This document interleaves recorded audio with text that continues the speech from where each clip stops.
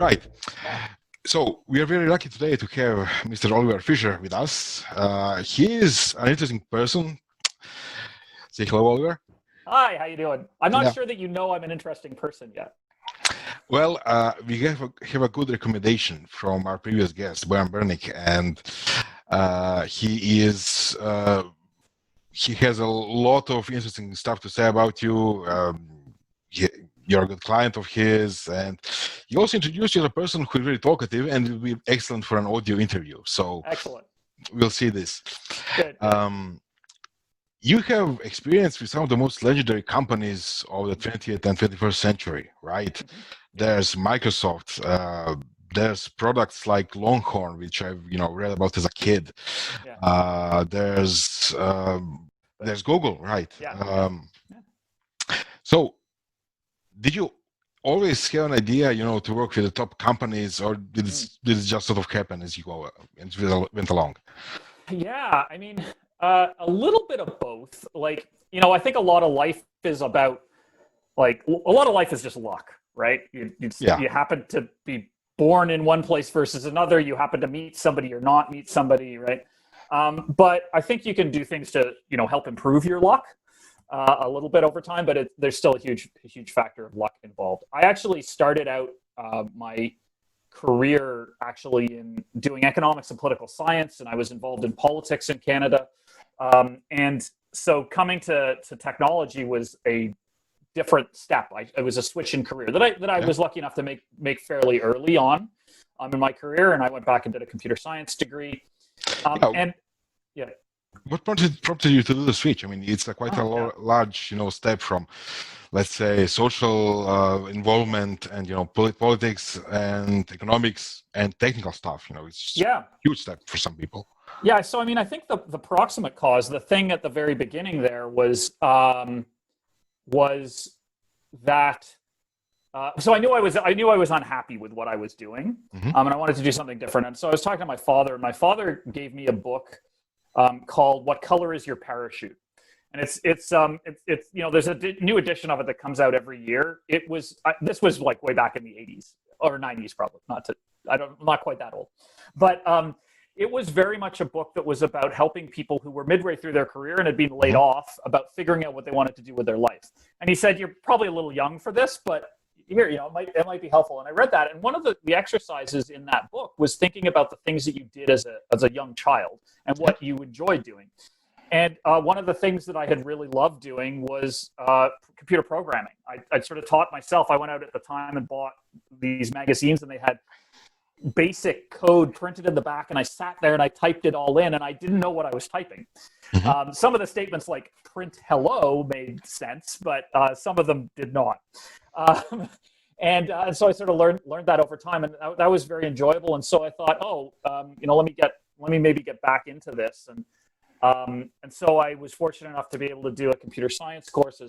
I had an extra credit at university that I could do, and I really loved it.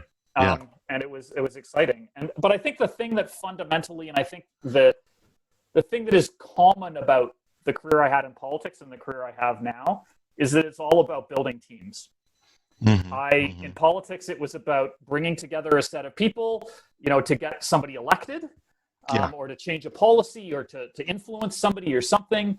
Now it's about bringing a set of people together to build incredible technology and help our customers and make the world a little bit of a better place. Cool. So in your case, basically you were kind of technically minded from an early age. Then you sort of sidetracked into political science and those kind of stuff, and then you return basically to technology, but mostly as a leader, as a team manager, right? Well, yeah. I mean, it took me a number of years to get there. I ended up at Microsoft just sort of by accident. So I guess coming back to sort of the first part about like how did I end up working at those companies and why, I made a decision coming out of school that I wanted to work for companies whose primary purpose was technology.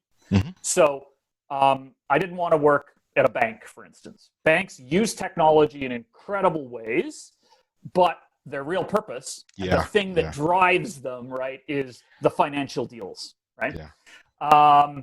I didn't want to work at a pharmaceutical company. Again, incredible users of technology. Yeah, same thing. But their purpose is about, making pharmaceutical products, right? So I was very much looking for a company that was driven by technology. And I think I've very much stayed true to that over my career. And for me, it served me very well.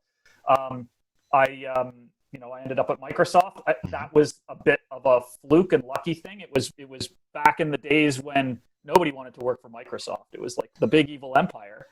And I just had a friend of mine who a couple of years earlier had started working at Microsoft, and I bumped into him in Toronto. He was back for a recruiting trip from Seattle. And he said, just send me your resume. The worst that happens is you get a free trip to Seattle. So I was like, oh, sure, cool. Free trip to Seattle. Never been there. So sent him my resume, free trip to Seattle, ended up talking to some people. But it was really interesting in that it's a story that I still tell people when I talk to them about interviewing, is that as an interviewer, when you're talking to somebody, you never know, you might be changing someone's life. Because I know that there were 2 particular interviews in the afternoon where I just connected with 2 people on a particular project. And it was in that space of 2 hours that I essentially decided to go and work for Microsoft. Because I went out there with I'm not going to work for them. And that has more or less influenced the next 20 years of my life and career. So. Yeah, that's pretty rare actually. So mostly people, at least right now, come to big companies with a strong desire to actually work there, and then it's a matter of if they will get accepted or not.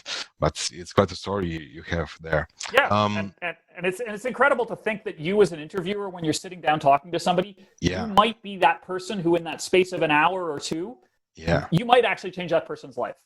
I've told that story, and I actually had a couple of people email me about it who are friends of mine, one of whom I recruited her to work at Google. And I remember sitting on a phone conversation with her one evening for about 2 hours, and she was hung up on some detail about the thing. And I was like, listen, this detail will just not matter, right? And I eventually convinced her to come and work for Google. And then 10 years later, she emailed me after she heard me tell the story. And she said, listen, that conversation changed my life. She lives in San Francisco now. She met her husband there. They now have 2 kids. So it's a little bit of an honor that to think that you can have that power, that influence over people, right? Because they're really changing their own lives, but you're just like the little catalyst to help them out. Yeah, that's excellent if you can connect with people and influence them for some good. Yeah. So you're quite passionate about technology. It has always been, basically. Can you tell us a few things, how would you interest young people into joining, tech companies or working in STEM areas, which should be their, goals and first steps? Yeah, I think in terms, so sort of 2 questions there. One is sort of why to do it, and then the other is how, right? Yeah. And to me, the why is, you get to deal with the most exciting, most interesting problems there are. You can, and at scale. So, I have a number of friends who are doctors, and I admire them tremendously because they are out there, they literally are saving people's lives, right? And I talk to them, and they love their jobs. But for me, it's not the right job because it's you deal with one person, and you deal with another, and you deal with another, and you deal with another. What I love about technology is that you get to solve these complex problems that are, just as complex as, say, being a doctor. But you get to solve them for millions of people at a time, or at least, depending on the size of company that you're at, thousands or hundreds of thousands or millions. Maybe there's a few companies out there that solve them for, a billion people at a time, but there's only a few people who have the opportunity to do that. But to me, that's really exciting. And these problems are super complex, and you never know whether you're going to, whether you've really solved it, and you solved it for what you are right now and where the world is right now. But the problem, you come back to it a year later and you realize, oh, there was a better solution, and then I just didn't see it. Or the world has changed, the technology has changed, and now there's another better solution that we could or use. A different problem, Yeah, the problem has changed. New things have come up. So it's really exciting to me to be constantly learning how to do things, and I just love solving problems, right? And then how to get involved. I think that I think that the idea there, and I think about this with my own children, who I encourage to be in technology, although I'm not sure they're actually going to go that direction. But I think about it as like, if you're interested in solving problems, whether that is like doing a crossword or a Sudoku, or playing.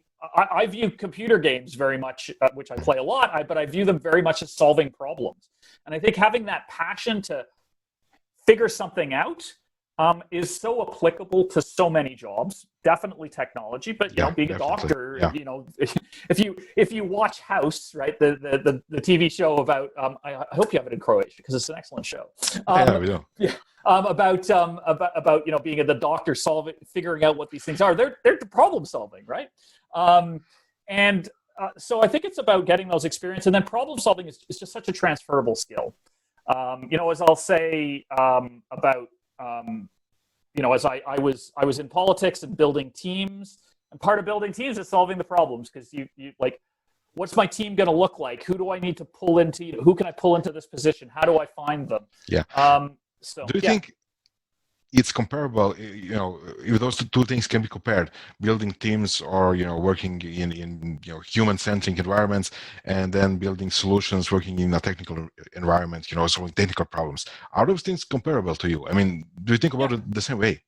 Yeah, I do very much. So as an example, sort of a bit of an extreme example, is I think all business problems and human problems are made better by data, statistics. Data is one of the things I very much like think about. So, as we think about hiring and diversity in our organization, one of the key things that we want to be driving is understanding what the makeup of our team is right now, and how do we change that over time.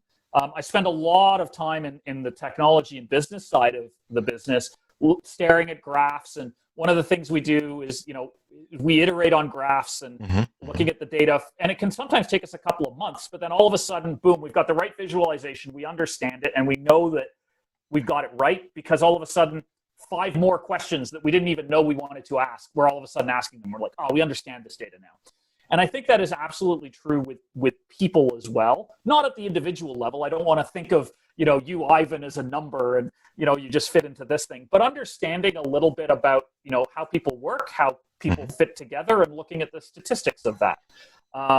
And then being able to apply various models, right? They're not going to be perfectly accurate, but they can help me work with individuals, but also starting to work at the larger scale across that organization. And one of the things I care a lot about as I hire people is very purposefully hiring people who are different from me. So one of the examples is I had Stefano, who runs the FreshBooks Amsterdam office. He was originally in Toronto, and I met him on the phone. We chatted, and I loved him immediately. We got along really, really well. I got off the phone. I actually turned to somebody and I said, I think I just met me.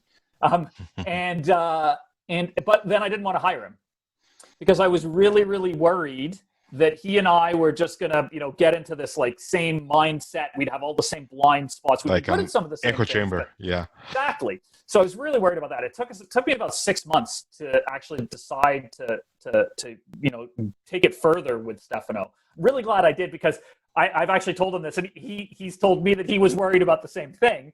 But we laugh at it now, because we have some things that are common, but we have some things that are very, very different, and we approach problems very, very differently. But that's a really critical thing as I look across the team and I say, okay, I'm this, I'm a circle, Stefano's a square. We want other, I need a triangle as well, right? And I need a rectangle. Making sure that all of these different things are put together across the team. And I think of that as just problem solving. How do we make our team perform the best that it can over the long run? And I face a particular problem right now, and I have to solve that problem, right? Maybe somebody's quit, right? And I need to fill a position. So I need to fill that position, but I could I get what you mean. Yeah. How do I make it also work in the long term is really interesting. Which permutation of people, would be best for this kind of job? Yeah, obviously. Yeah.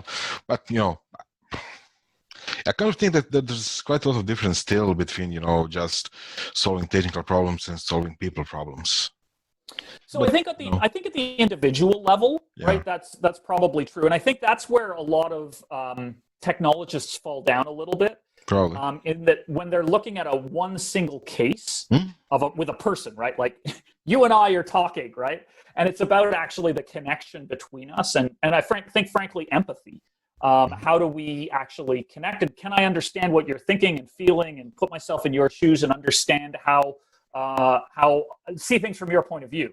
And I think that can be very hard for some technology people, just based on they've been so focused on the technology.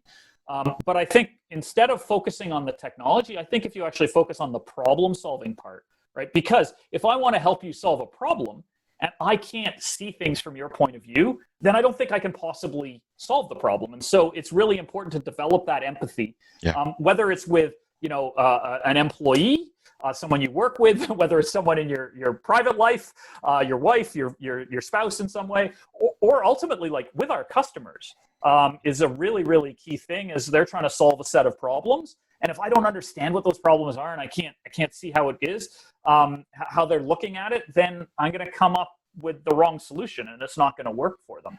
So I think that it's problem solving, but there's a variety of tools you've got to get in there. It's not like I as I said, I care a lot about data, but there's probably also things like empathy that are critically important when it comes to the particular domain, right? Definitely. Like I can't be House. Not sure he has empathy, but nobody's House. He's a fictional character. He's Sherlock Holmes in a medical environment. But he has a particular set of skills that are very, very tied. He has a set of medical skills, right, that I don't have. But his problem solving is incredible, right? And so understanding that there's this empathy tool as well that you can apply to some of these problems. And I look at him, right, which is fictional thing, so it's not real. But looking at him, right, he's in that world as well, where he's essentially got a bunch of people who complement him in that, like, they are very different from him, right? And that's actually why he's successful, right? If he didn't have all those people who did have empathy and were willing to talk to that's a good example. Excellent. Very cool. So how would you interest younger people into joining tech? I think it comes back to this problem solving thing. If you don't love solving problems, I think tech probably isn't the right place for you. To be honest, right? Probably. And if you do love solving problems, then tech is the best place to be, because you're going to solve problems that are constantly changing, and they're going to be at a significant scale. I think that the tech industry, is that I think that's the part. I know that's just it for me, right? Is if you love solving problems, it's the best place to solve problems. And you can have an impact on the world, right? These aren't like theoretical problems where you just sit in a corner and great, I've solved the problem in my math textbook, right? Which is interesting. You probably learned something, but you haven't actually really affected the world in any way.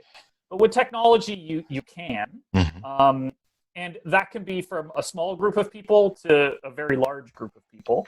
And tech is a really big field, from IT to, even space travel currently, building autonomous vehicles, cars, rockets, spaceships. It's a whole wide field.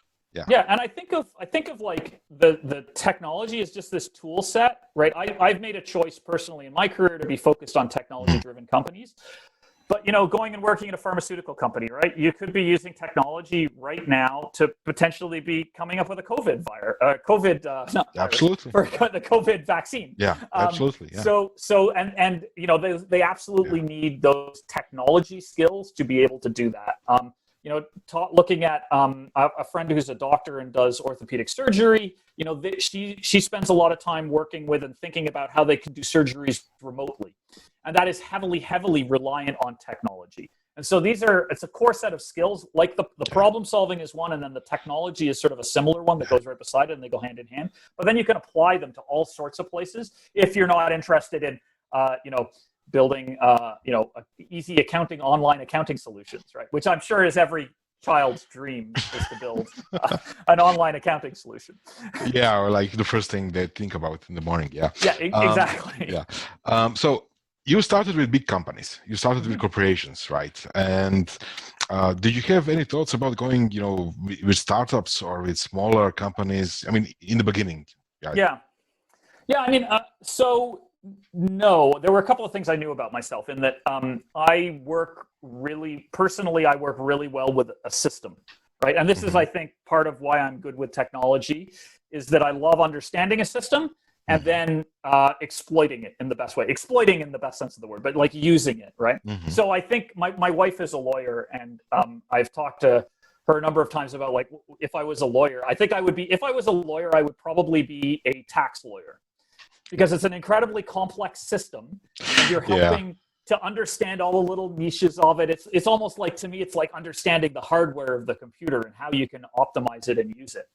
And so for that's me, true all over the world. Yeah, exactly. So having a big company was a little like going into that system and learning that system. And it worked well for me. I think other people would go into a big company and become tremendously frustrated about some things. My story is actually I keep moving to smaller and smaller companies, right? I started at Microsoft when there were about 25,000 employees. When I left, there were about 100,000. I went to Google when there were somewhere around 6,000 or 7,000 employees. Left when it was around 50,000. Started at Shopify around 500 or 600 employees. Left when there were, I think, like 3,000. Now I'm at FreshBooks, where I guess in the past 3 years we've grown by close to 50%. I think when I started we were somewhere around 250, 300, and now we're at 400 plus a bunch of contractors. So I really get excited about companies that are on really exciting, interesting trajectories where they're growing. I love doing that.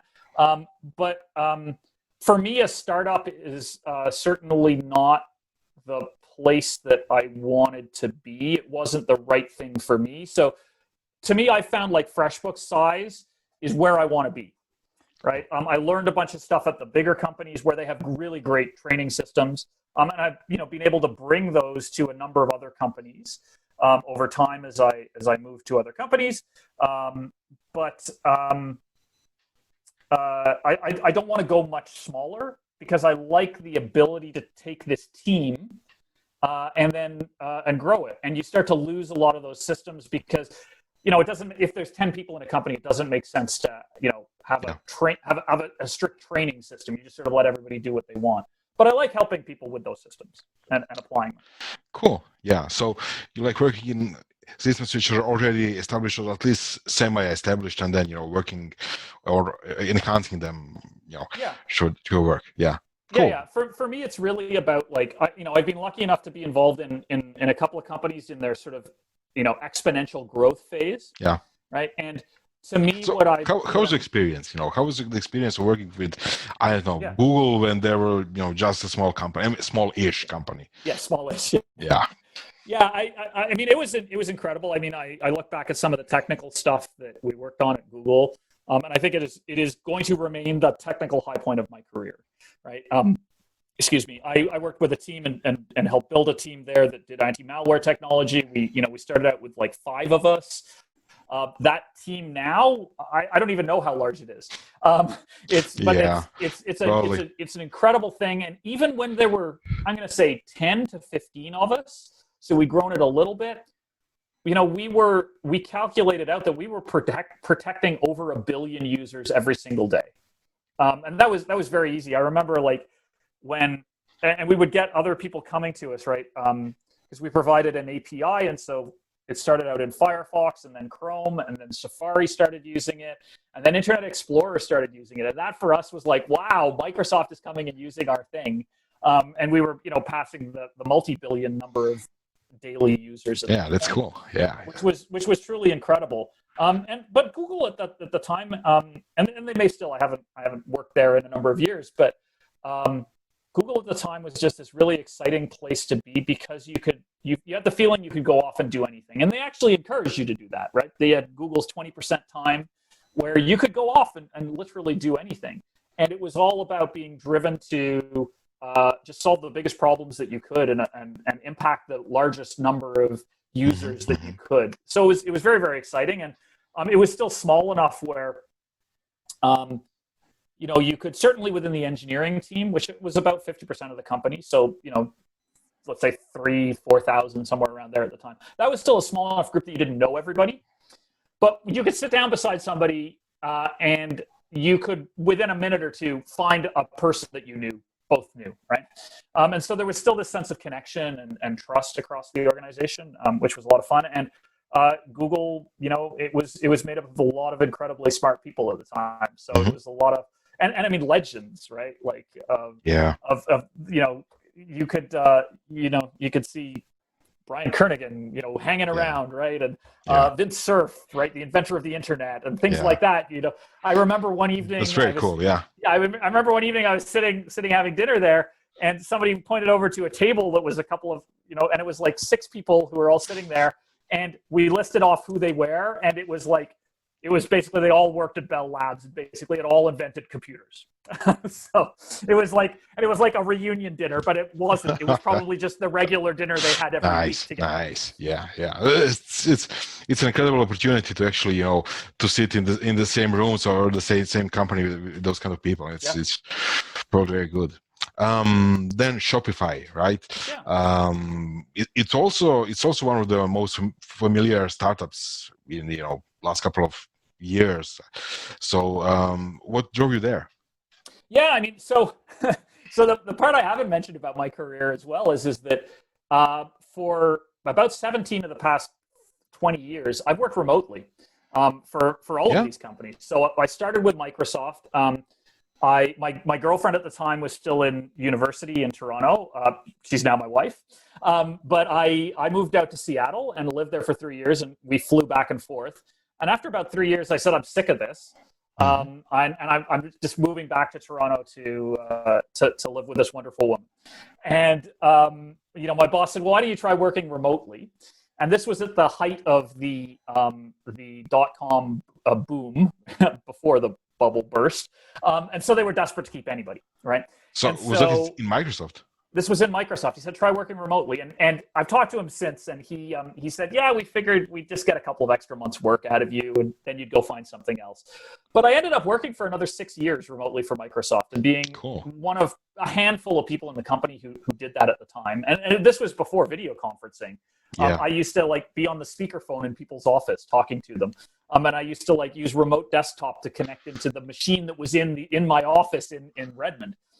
And then I moved to Google, and my entire time with Google, I ended up working remotely. I helped build the Montreal office, and then worked with Toronto and worked with Chicago and New York and Mountain View. And so Shopify, but at this point I was living in Ottawa, where I still live.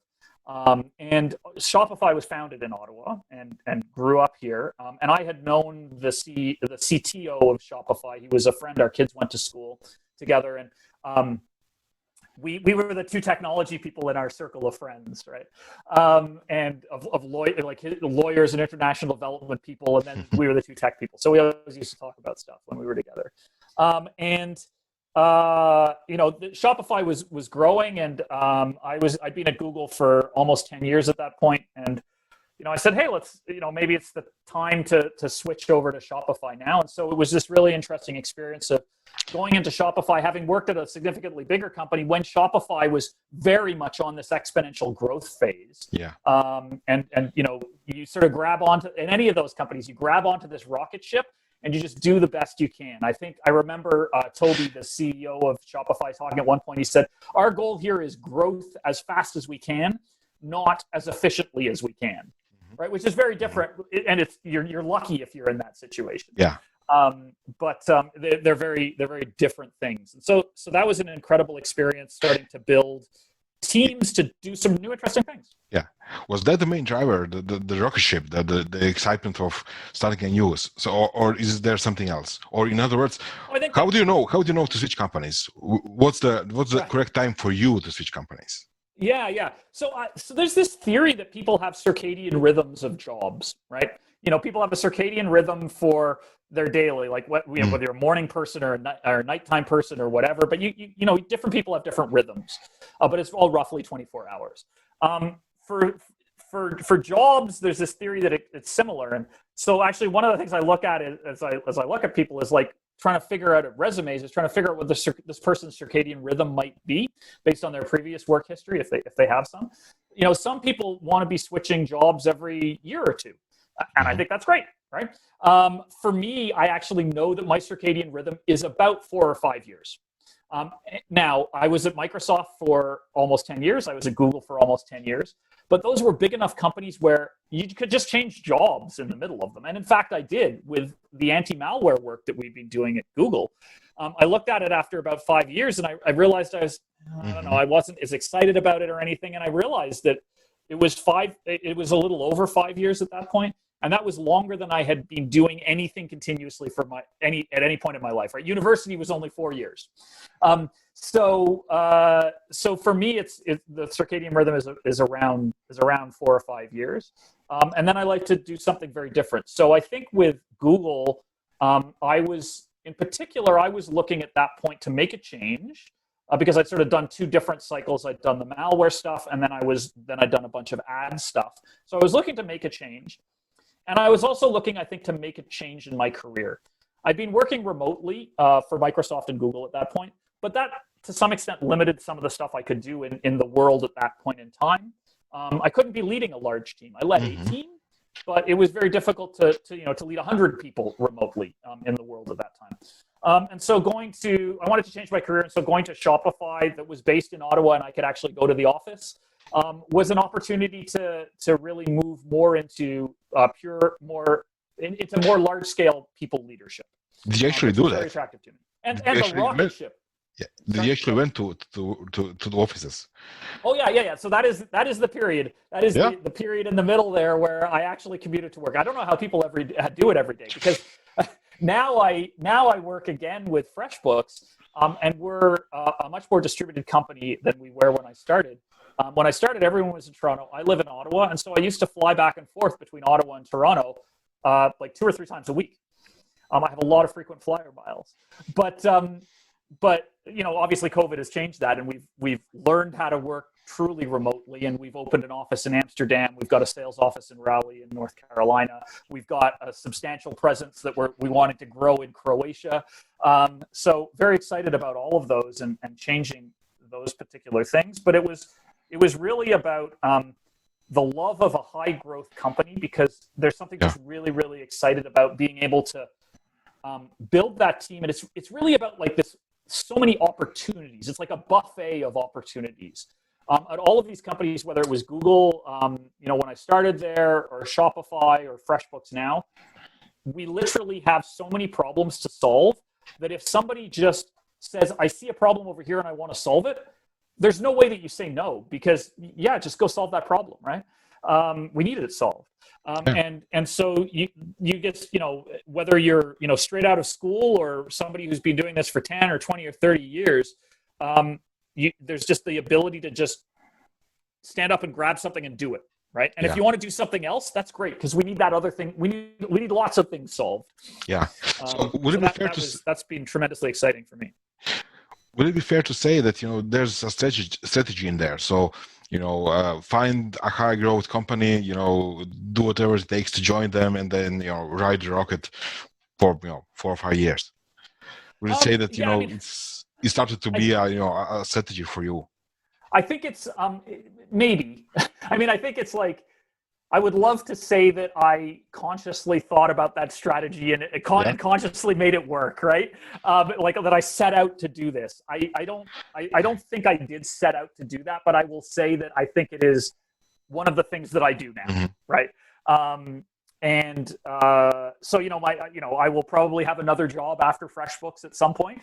And I think I would be consciously looking for a company that was not too small, but not too large, and was at a point of being able to do really exciting things. And I think, part of the reason that I wanted to move from Google to Shopify was that I wanted to really help it turn the ad exponential corner, right?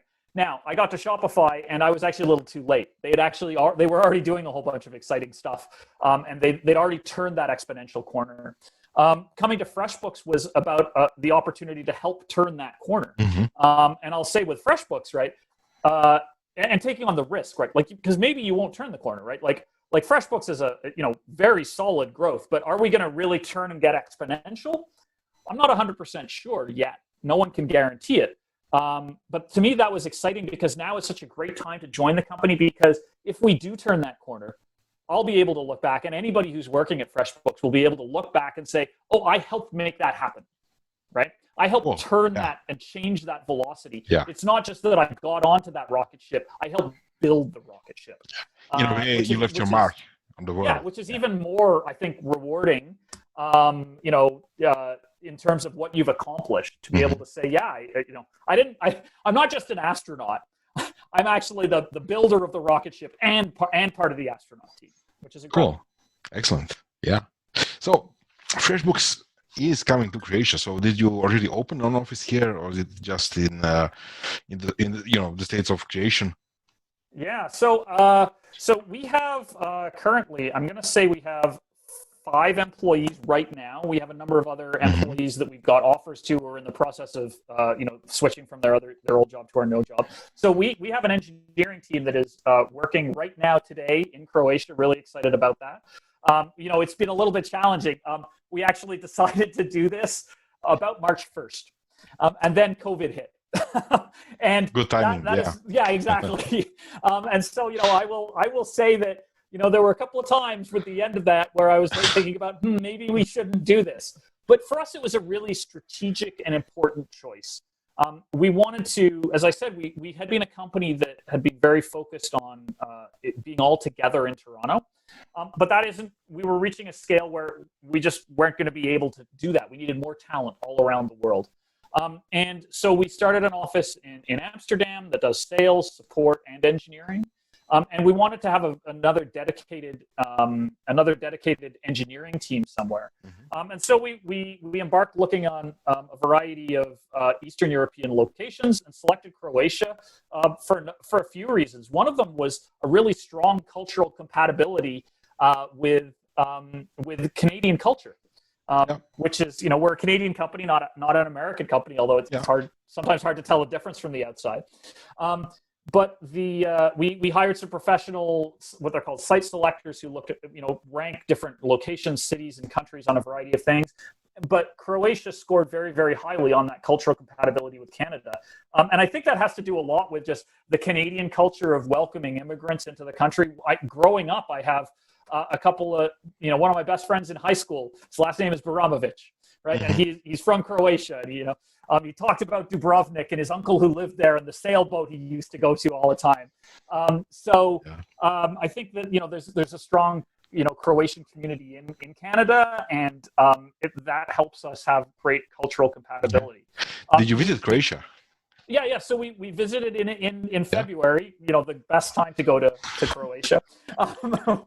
So winter, COVID. What else? Yeah. Yeah. So we spent a few days in Zagreb with a team and meeting with a whole variety of people, and we decided to Croatia is the right place for us, and so far that is still held true despite COVID.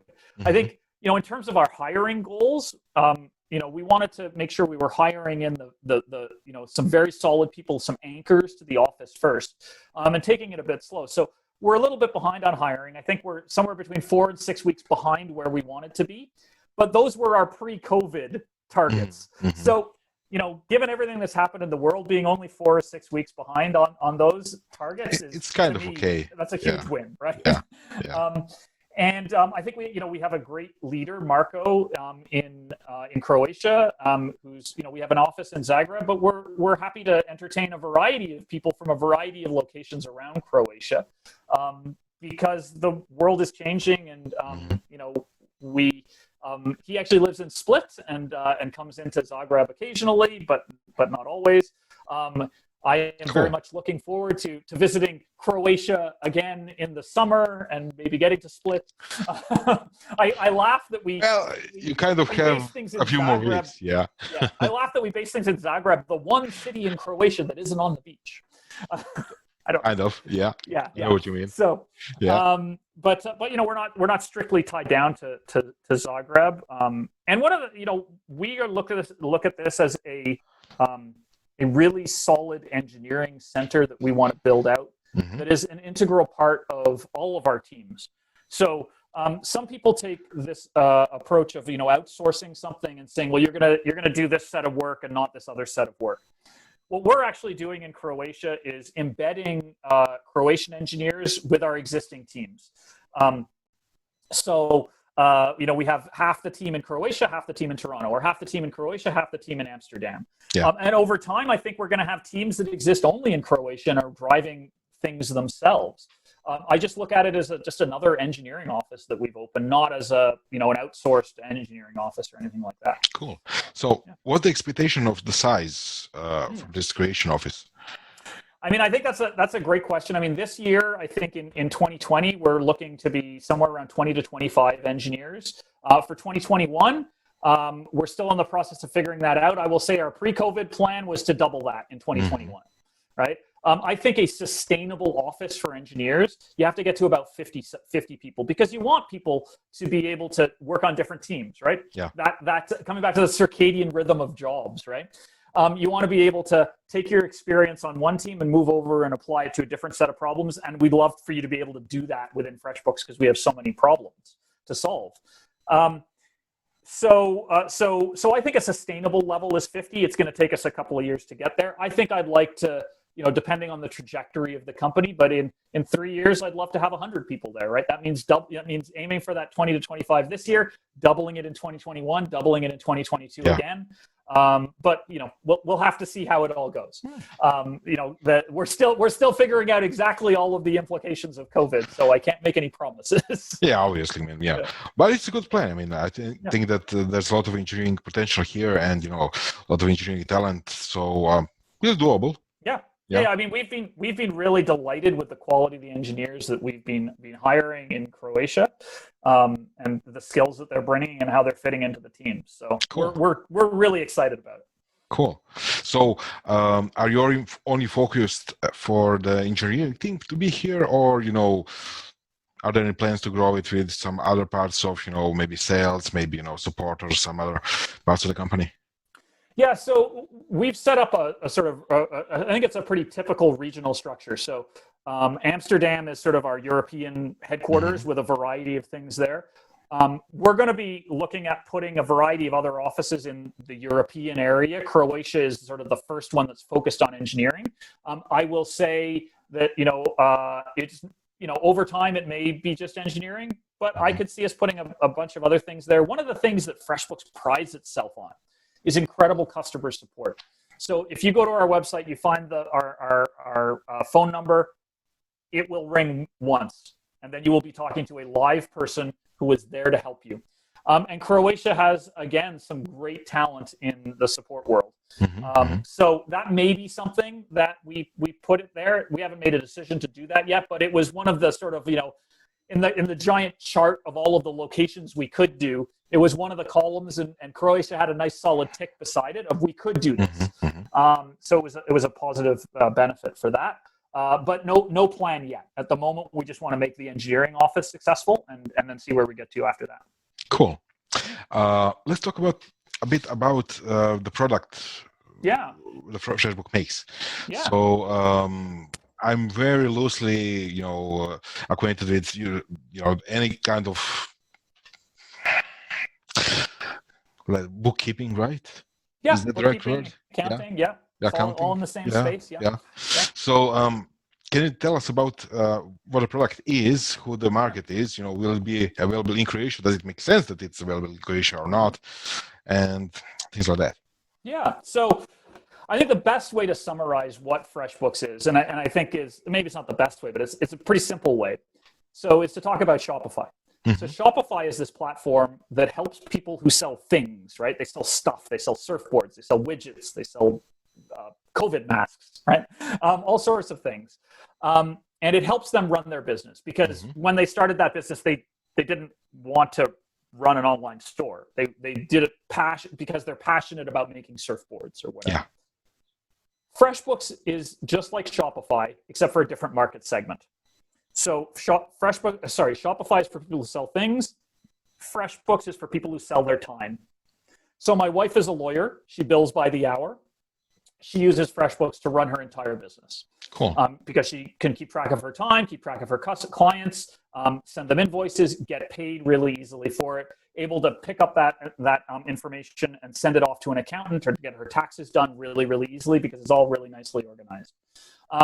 We work really well with creative professionals, IT professionals, so like designers, graphic artists, interior decorators, IT professionals who are serving, some small ISPs or doing technical support for a variety of companies. Those are two niches that we work really well with.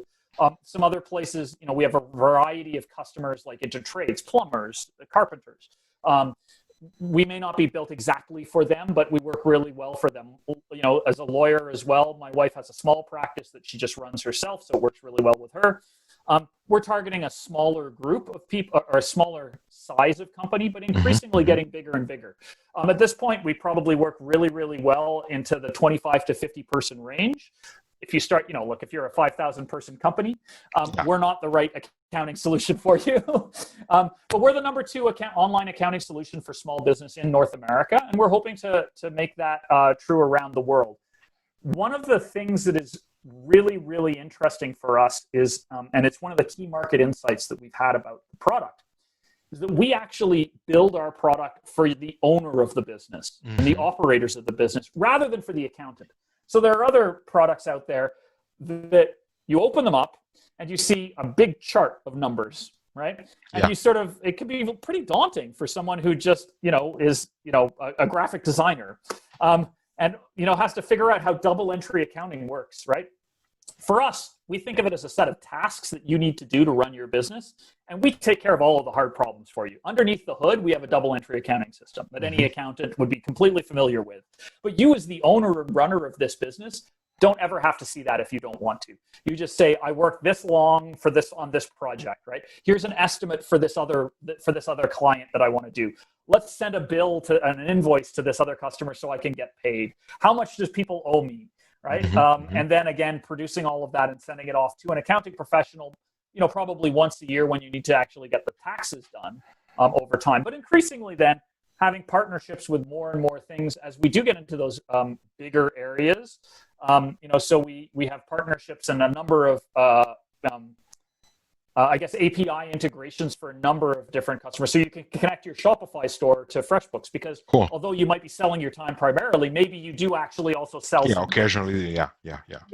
But all of that information gets pulled into FreshBooks and you can run your business there. And, I think we have like 100 or so integrations with a variety of products right now. So that's fundamentally what we do is we help people who sell their time do the thing they love to do.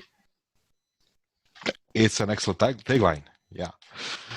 Yeah, that's hopefully it. I mean, the stated mission is to reshape the world for self-employed professionals, service-based professionals, right? Because the world isn't made for them. It's made for big companies who have a lot of know-how and specialists. But if you're running a small business, it's tough, and we want to be there to help you work through that. Yeah. And it's a growing niche. It's a growing population. Yeah. Yeah, and it's great. We've had customers. The company is about 15 years old now, and we've had customers who have been with us through that entire 15-year journey from them, and they started out just themselves, and they now are employing 20 people, which like to me is this incredible thing of somebody like being out there who goes from just starting a business to all of a sudden essentially feeding 20 families, right? Which is a stunning accomplishment for anybody. So yeah, that's cool. Yeah. So this is primarily a product for North America, right? US and Canada, right? So do you support other regions, other, strange countries with strange tax laws? Yeah. So the tax laws are always a big challenge, let me tell you, because they are very different and very complex. So yeah, we have traditionally been focused on North America, the United States and Canada. We've launched into the UK earlier this year, which has gone very successfully. I expect we will have some more international launches over time. Our goal is to solve all of these problems for everybody around the world. We do have users in, I don't know, something, 132 countries or something. I'm it's that sort of scale. It's not that precise number, but it is customizable, so you can configure your sales tax rates, and you'll get the numbers out of there in a double entry accounting sort of way, so that you can pass them on to somebody who does know the specifics of your particular country. But we may not be built for your country specifically yet, and we may be billing you in US dollars, things like that. But over time, we're very much interested in solving problems for everybody in the world. And once Elon Musk has colonized Mars, we'll solve for Mars as well, not just on Earth. We'll have some Martian tax laws then. Exactly. Yeah, that'll be even more complex. Cool. Yeah. You're a veteran of remote work, right? Yeah. You've been doing it before it was cool, probably. So, do you see this trend of remote working as continuing, or even though it's caused by an external factor like the pandemic, do you think it's going to continue growing? Do you think that it's a good thing? Do you think the companies are ready for it, actually, or do you think that people are ready for it also? Yeah, it's a good question. So as I mentioned, right, when I started working for Microsoft remotely, right, it was just speakerphones, right? I just had, my voice would appear, right? And I used to joke when I was actually out in Redmond, I said, if you want to make me feel at home, I'll just go sit under the desk and I'll talk up, and you won't be able to see me. The technology has come so far since then that it is really getting easier and easier and easier to do this. And I think that the current pandemic situation has really shown people what is possible and has helped advance that. But like everything, right, it's a pendulum, right? Things are going to swing back and forth. I was lucky enough to start working at Google at a time where Google was opening engineering offices everywhere. And so I started working very closely with the Montreal office. And then a few years later, the pendulum started swinging back even within Google. And Google said, we see a lot of benefits of people being in one location and being able to have those water cooler conversations and work on a whiteboard. Yeah, there's been some talk that, as you said, the pendulum is swinging again to the point, let's get people together and, make them work in person. Yeah, to me, whenever you've got a pendulum situation, you never actually want to be at either end, right? Probably. You want to have some balance. And I think that is a really interesting thing for me, is about how do we build a workplace that allows you all of the flexibility of working remotely with all of the benefits of being with people. And I think there's some interesting approaches that a number of companies have done over time, right? There have been a number of remote first companies who don't even have offices anymore. Yeah. But they do things like once a year, they fly everybody together, right? And they have a once a year company meeting in some city. A little bit challenging right now with COVID. But one of these other companies I was talking to a few years ago, and this is, I think, the strategy that I think if I was building a company I would use right now from scratch, is sort of clusters. So go to a city, Zagreb or wherever, and say, hey, not going to open an office here, but we want to hire 5 to 10 employees here. They're going to work from home remotely. We'll give them a pass to some shared office space so they can get together whenever they want to. But primarily they work from home. And then do that in Zagreb, and then do that in another city, and do that in another city and another city. So you have these clusters, and you can build the clusters around people. You can choose to go to a city for a strategic reason because you don't have anyone there, or maybe you have somebody who just wants to live there. And you just say, I would really love to live in Hawaii. And so one of your employees happens to be in Hawaii, so you build a cluster in Hawaii. But this cluster approach allows you to then get a lot of those benefits that you have of people being together, because even when they're remote, they can still talk about the weather together, right? They could talk about the political situation. They could talk about the sports team. Yeah, they're in the same time zone for start. They're in the same time zone, right? They can see each other and get together for a beer after work on a Friday. Yeah. Right? And so you have those social connections that get built. And then so just within your cluster.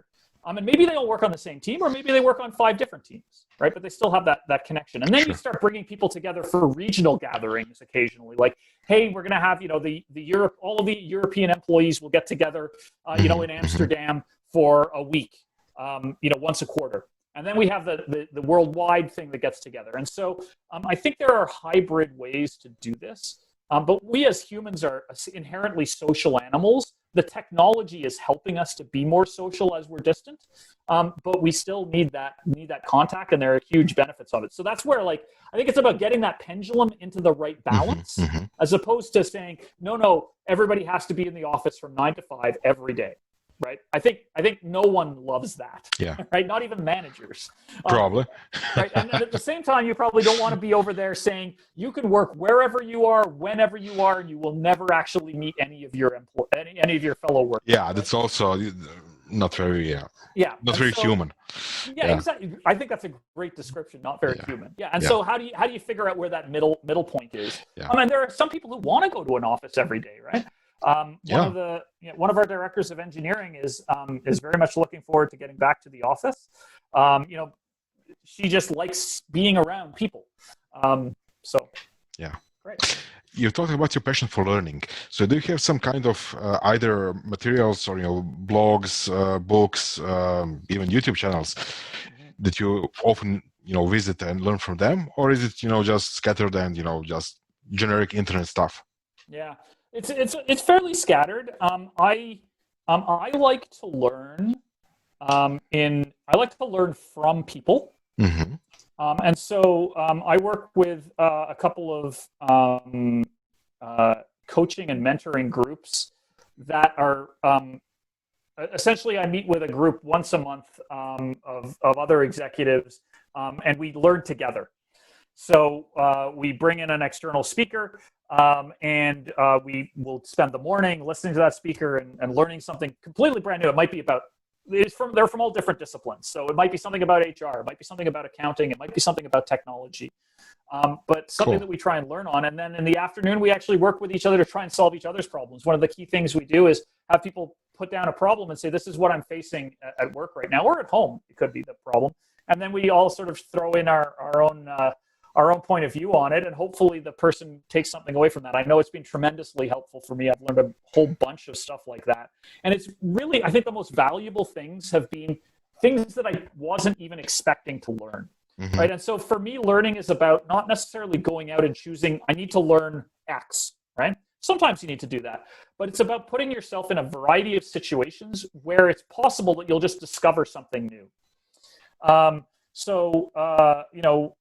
I will say doing this, because it's on a variety of topics, there have been 2 or 3 that I think have, I would say almost changed my life in some way. But wow, I did not understand how that worked. And I was not expecting to understand how it worked. And then other times it's like, oh yeah, that's interesting, but not that relevant, but it's interesting. Yeah. But then I also love to just go off and do stuff. This is embarrassing, but the other day I've forgotten a lot of my calculus. So I actually, beside me, I pulled out my old first-year university calculus textbook, and I just started to go through it again. I was sitting yesterday out in the sun in our backyard reading my calculus textbook, and my wife made tremendous fun of me. Yeah, it's not exactly common. No, it's not. But it was I just had an urge to do some calculus. Yeah.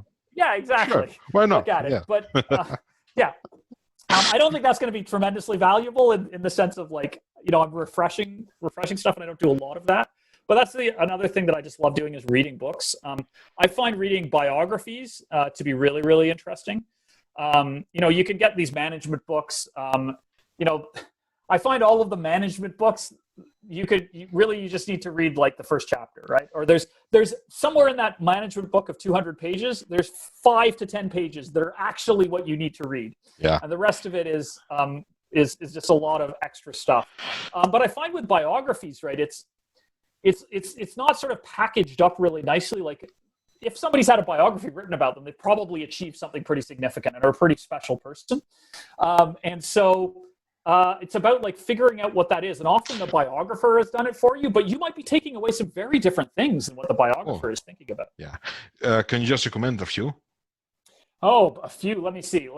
Sorry, I'm looking over. So Bruce Springsteen's Born to Run biography. I love that. That one I don't necessarily learn anything about, but like I just love Bruce Springsteen. But it's a particular point of view. I'm just looking over at my bookshelf here. One of the things, one of my, I don't know, personal heroes or something like that. Just somebody I'm really fascinated with is Napoleon. So I have a few Napoleon biographies, right? Pluses and minuses to Napoleon as a person, but I think we can't deny that he had a profound influence on a whole variety of things. So I love that one. There's a really excellent set of biographies about Pierre Trudeau. Not Canada's current Trudeau, but his father, who was prime minister in the 70s. And there's I think it's a 2-volume biography by Clarkson, who was actually a professor of mine when I was at University of Toronto, which is really, really interesting on Pierre Trudeau. I'm trying to think. I love biographies of Kennedy. I mean, like, who doesn't love JFK, right? Like, he's legendary, basically. Yeah, right. And I mean, it's in large part it's because he was tragically killed young. Yeah. Right. There's no better way to become a legend than to die young. So those are. I'm trying to think of what's the most recent biography I've read. I've actually been reading a bunch of science fiction these days because I just want to get away from stuff.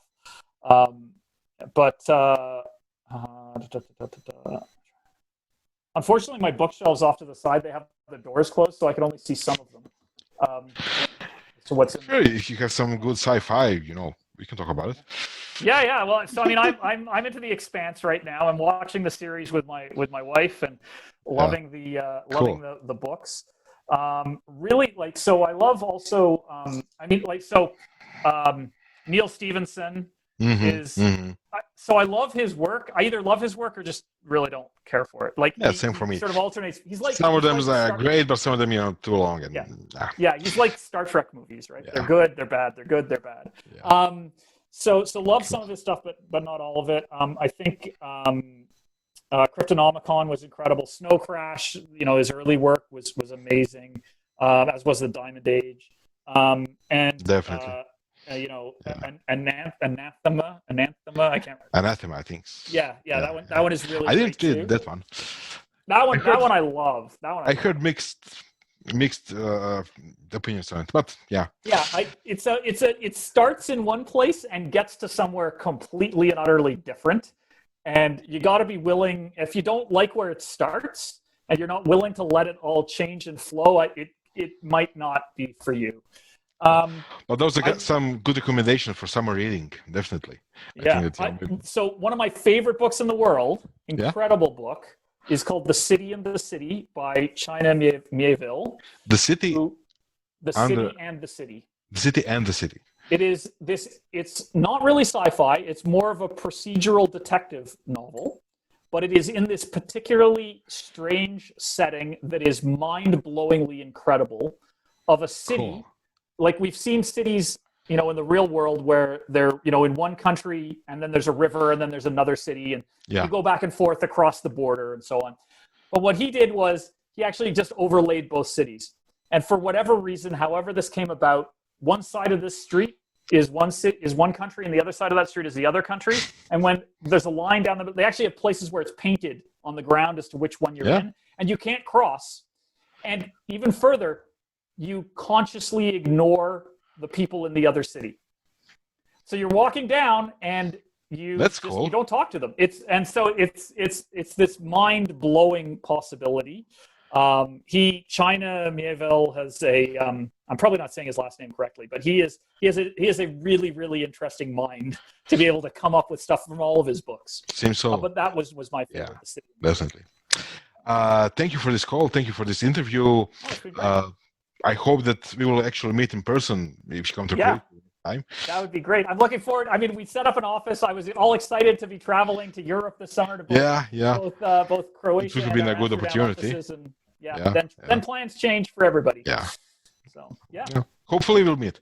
Yeah. Yes. Yeah. Well, I'm looking forward to it. Thank you very much for having me. It's been a great conversation. Thank you.